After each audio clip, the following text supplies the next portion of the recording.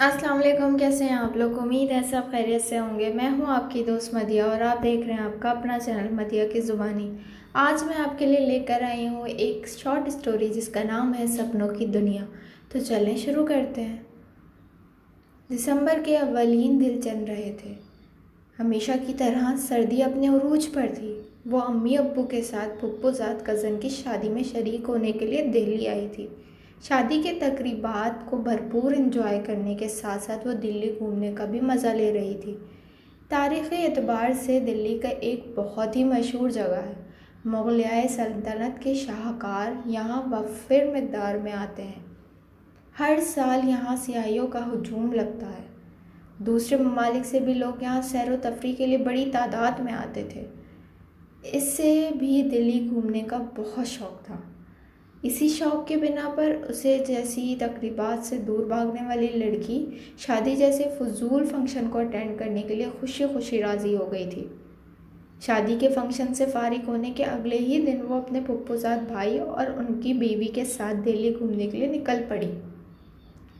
आपी और भाभीियों से अक्सर सुन रखा था कि दिल्ली में एक ऐसी मार्केट लगती है जहां ब्रांडेड एशिया मामूली दामों में आसानी से मिल जाती हैं, जिसका नाम गफ्फार मार्केट है।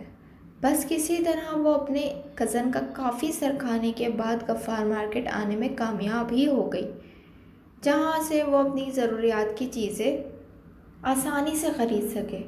मार्केट में कदम रखते ही उसकी आंखें हैरत से फटी की फटी रह गईं। मेकअप के तादाद इस लड़की की नज़रें की एक ऐसी दुकान पर पड़ी जहां कंपनियों के cosmetic, lipstick, blush on, foundation वगैरह बहुत कम दामों में मिल रहे थे। इसने ललचाई नज़रों से साद भाभी की तरफ देखा। वो इसकी नज़रों का मफ़हूम बखूबी समझ गई थी, इसलिए हंसते हुए से उसी दुकान में जा घुसी। आते हुए अप्पू ने ऐसे शॉपिंग करने के लिए इतने पैसे तो दे रखे थे कि वो अपनी पसंद के कुछ सामान ख़रीद सके। वो दिल खोल कर अपनी पसंद के ब्रांड के लिपस्टिक वगैरह ले रही थी। कॉस्मेटिक की दुकान से निकलकर वो आगे बढ़ी जहाँ कपड़ों की दुकान थी। एक से एक stylish shoot, frock, gown, kurti, trousers, shirt वगैरह इसे अपनी तवज्जो करने पर कोशिश कर रहे थे, लेकिन वो इन्हें सिरे से नज़रअंदाज करती नाक की सीध में आगे बढ़ती जा रही थी। साथ चलती भाभी ने भी एक दो बार इसके ध्यान कपड़ों की तरफ लाने की कोशिश की, लेकिन वो साफ कहकर आगे बढ़ गई कि मुझे कपड़ों का ज़्यादा शौक़ नहीं है। भाभी ने रुककर हैरत और नासमझी से इसकी अजीब सी लड़की को देखा, फिर सर झटक कर तेज़ी से उसके पीछे लपकी। कपड़ों की दुकानें ख़त्म होने के बाद नकाब और अबाया की दुकानें थीं। रंग बिरंगे स्टाइलिश करामत ईरानी अफ़गानी अबाया दुकान के बाहर से ही अंदर आने की दावत दे रहे थे, लेकिन वो इन्हें भी मुंह चढ़ाती आगे बढ़ गई। अबाया की दुकान पर बाद इलेक्ट्रॉनिक शॉप्स थी। वो कुछ सोच कर अंदर दाखिल हो गई। पीछे उसके कज़न्स और उनकी बीवी हाय हाय करते रह गए। तरह तरह के इलेक्ट्रॉनिक के सामान, mixer, grinder, juicer, washing machine, refrigerator वगैरह से होते हुए इसकी नज़र बाल के संवारने के सामान पर पड़ी और इसका दिल यहाँ मचल उठा। थोड़ी देर बाद वो जब बाहर निकली तो साथ शॉपर में उसकी पसंदीदा कंपनी का हेयर स्टाइलिंग मशीन थी। अब इसकी बेचैन नज़रें पूरी मार्केट में घूम रही थी। कपड़े, खिलौनों से लेकर हर तरह की चीज़ें यहाँ मौजूद थी, लेकिन जिस चीज़ की इसे तलाश थी वो उसे मिलने का नाम ही नहीं ले रही थी। शायद इसे किसी अहम चीज़ की तलाश थी।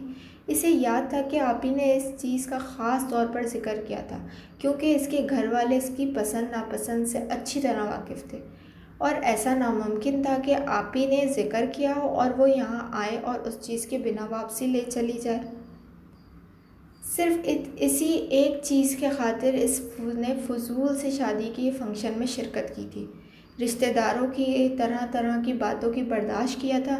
भाप भाप के औरतों की खुद पर जमी एक्सरे करती निगाहों को नज़रअंदाज किया था। काफ़ी कोशिश के बाद जब उसे अपनी मुतलबा शय ना मिली तो भाभी के कान में धीरे से अपना मदऊ बयान किया। इसके बाद सुनकर वो खूब हंसी। پھر اپنے شوہر کو بھی اس میں شامل کر لیا۔ پاگل لڑکی، پہلے بتاتی میں تمہیں سب سے پہلے وہیں لے جاتا اور تمہیں وہ خرید کر دیتا۔ کزن کی بات اس کی آنکھیں خوشی سے چمک اٹھی۔ مومانی جان نے ہمیں پہلے ہی بتا دیا تھا کہ تم یہاں کس لیے آئی ہو۔ ہم خوب سمجھ رہے تھے کہ تم کیا تلاش کر رہی ہو۔ بھابھی اب بھی مسکرائی جا رہی تھی۔ تو پہلے کیوں نہیں بتایا؟ اس کے منہ پھلانے پر وہ دونوں دوبارہ ہنس دیے۔ تمہارا صبر آزما رہے تھے، تمہیں جس کی تلاش تھی وہ یہاں نہیں ہے تو پھر کہاں ہے؟ اس کی بے صبری دیکھنے والی تھی۔ اب ان دونوں کے ہمراہ غفار مارکیٹ سے باہر نکل آئی۔ تھوڑی دیر بعد ان کی گاڑی پرانی دہلی ایک علاقے میں جا پہنچی۔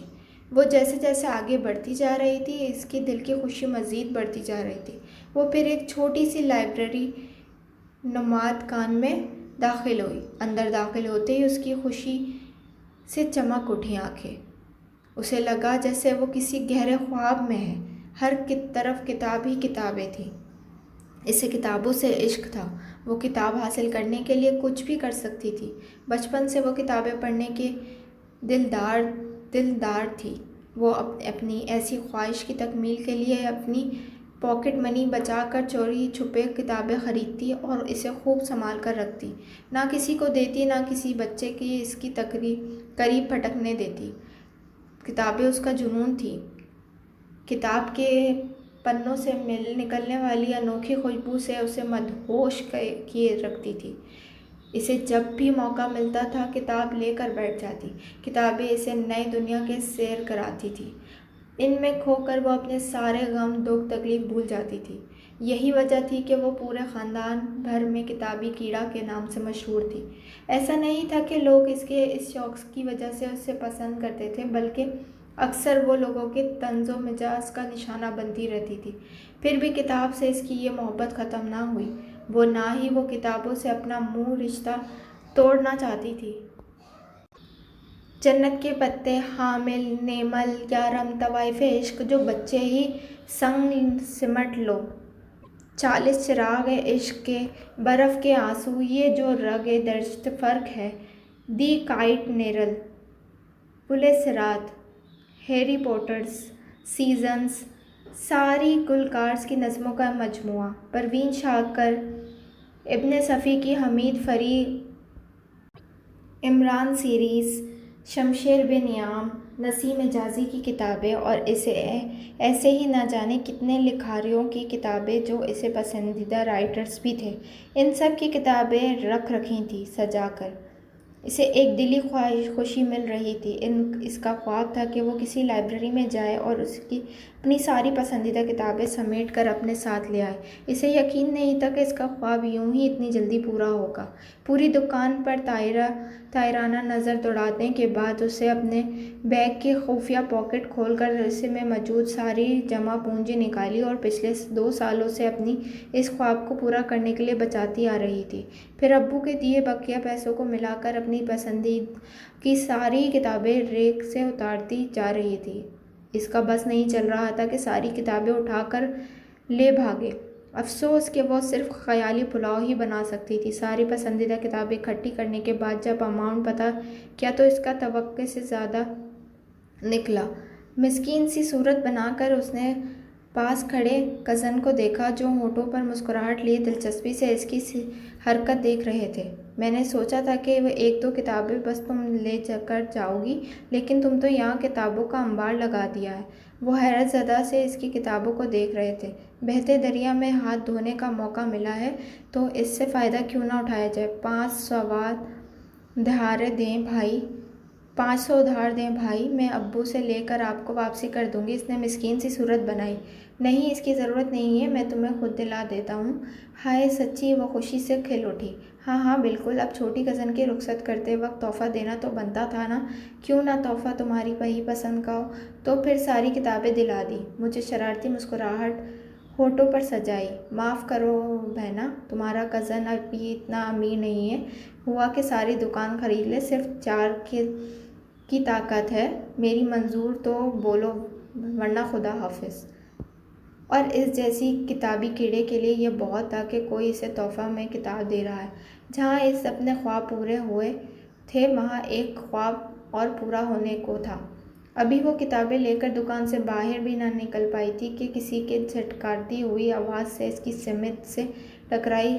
हड़बड़ाकर उसने आंखें खोली तो सामने अम्मी की एक हाथ में झाड़ू लिए गुस्से से इसे घूर रही थी।